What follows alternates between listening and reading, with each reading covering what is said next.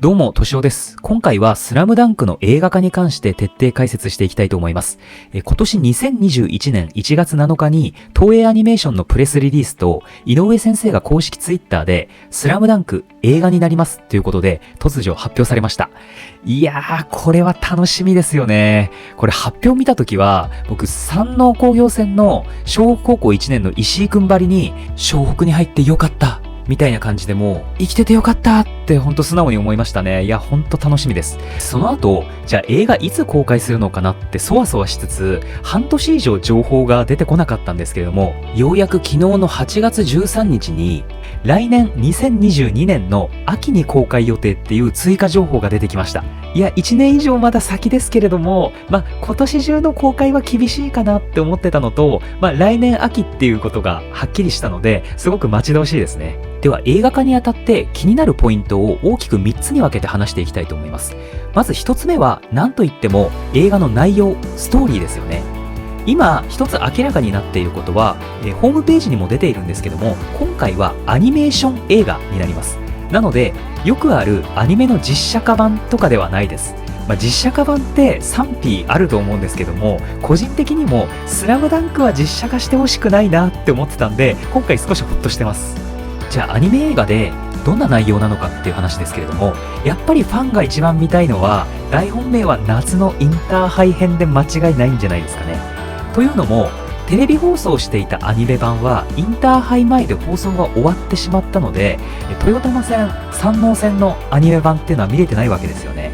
なので、やっぱり豊玉線というか、山王線ですよね。一番見たいのは山王線をアニメで見たいっていうファンがもう圧倒的に多い気がします。あと他に可能性として考えられるのは、湘北のメンバーだったりとか、既存のキャラクターは登場するんだけれども、原作にはない完全にオリジナルのストーリーで映画化するのか、もしくは既存のキャラクターが一切出てこない、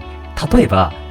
何十年後の湘北高校バスケ部みたいな内容で映画化するとかっていうことも可能性としてはゼロではないと思うんですけれども、ただ秋に映画公開しますっていう発表と同時にプロモーションビデオが発表されたんですけども、その動画の中で湘北の5人がエンジンを組んでる様子が描かれていたので、どんな内容であっても既存のキャラクターは登場するのかなっていうふうに思ってます。どのような題材で映画化するのかっていう情報も今後出てくるとは思うんですが、仮にこの夏のインターハイ編、僕もこの夏のインターハイ編が一番見たいんですけれども、これを映画化しますってなった時に、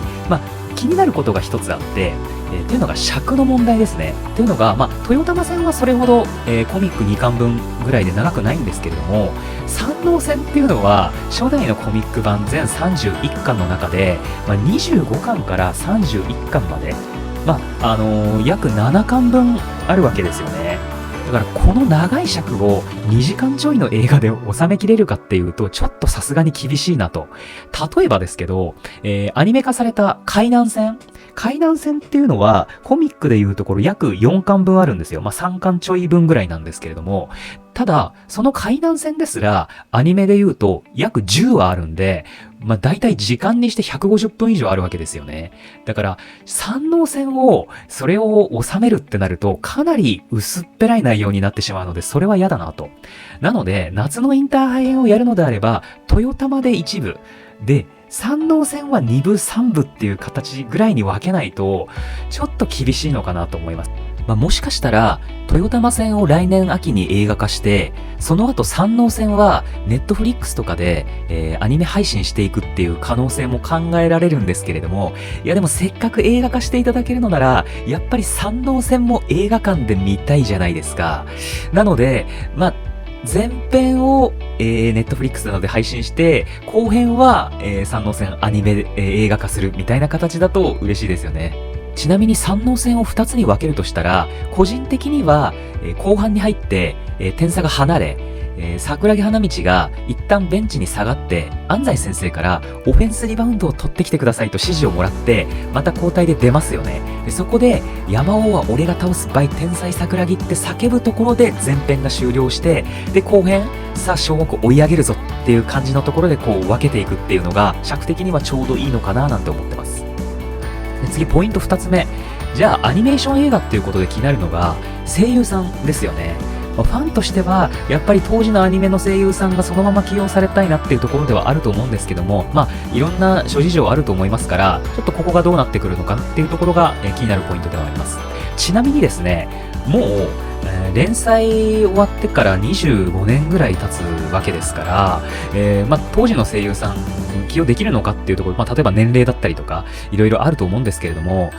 僕がちょっとざっと調べた中では、湘北で言うと、桜木、ルカワ、赤木、三井の声優さんはまだ50代。ですね。で、宮城と、マネージャー綾子さんの声優さんが60代で、小暮と安西先生が70代の声優さんっていう感じになってますね。だから全然、可能だと思うんですよね。だから僕としても極力そのまま起用していただきたいなっていうところであります。あとはですね、湘北以外で言うと、主要キャラで言うとですね、一つちょっとすごく残念なんですけれども、小4の藤間の声優さんがですね、2018年に残念ながらお亡くなりになられています。なので、例えば、夏のインターハイ編ってなった時に、小4はインターハイ出てないんですけれども、豊玉線のあたりで、藤間が出てくるシーンっていうのが少しありますよね。あとは今後、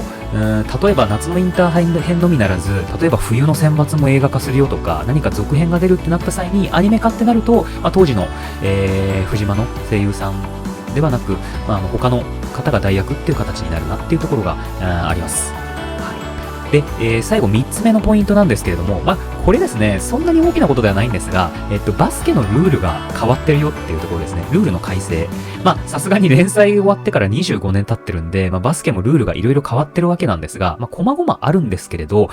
大きなところで言うと、当時は前半後半っていう形に試合が分かれていたのが、今はクォーター制になってるんですね。1クォーター、2クォーター、3クォーター、4クォーターっていう風になってるので、そこと、あとは、当時は、オフェンス、ボールを持ってから、30秒以内にシュートを打たなきゃいけないっていう30秒ルールっていうのがあったんですけども、今はですね、よりスピーディーになっていて、24秒ルールっていう形で変わっています。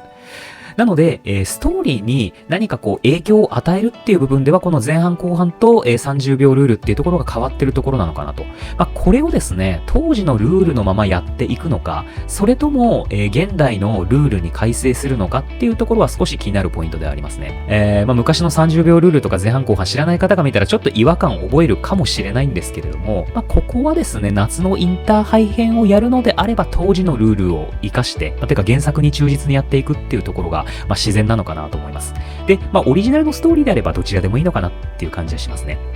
はい、ということで、以上の3つのポイントになるわけですけれども、で、最後にですね、僕個人的に、こんな映画になってほしいなっていうところをお話しするんですけども、内容はですね、やっぱり夏のインターハイ編ですね。で、豊玉線で1部、山王線で2部、3部構成みたいな形で、で、なるべく原作を忠実に再現してほしいなと。思います。で、ただ、原作で描かれなかった、インターハイのじゃあ最後優勝校どこだったんだろうとか、そういった情報が、ここが優勝したんだみたいな、そんな情報がプラスアルファで散りばめられてたりすると、ファンとしては面白いのかなっていう部分は少しありますね。でも優勝校は明かさずに、引き続きファンがどこが優勝したのかなっていろいろと想像させるっていうのもそれはそれで面白いですし、いずれにせよですね、今回の映画の監督脚本は原作者の井上先生なんですよね。なので、原作に忠実に行くのか、それとも映画化で何かリニューアルする部分があるのかわからないですけれども、どちらにせよすごく楽しい内容になるんじゃないかなって期待しています。で、声優さんはできればテレビアニメ放送時の声優さんをそのまま起用していただきたいんですけれども、何か新たな声優さんへの変更があったとしても、それはそれで、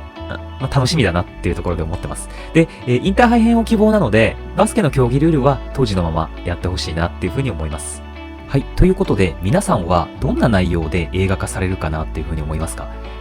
こんな内容で見てみたいだとか、声優さんはこうであってほしいとか、割と僕の意見はかなりファン寄りというか、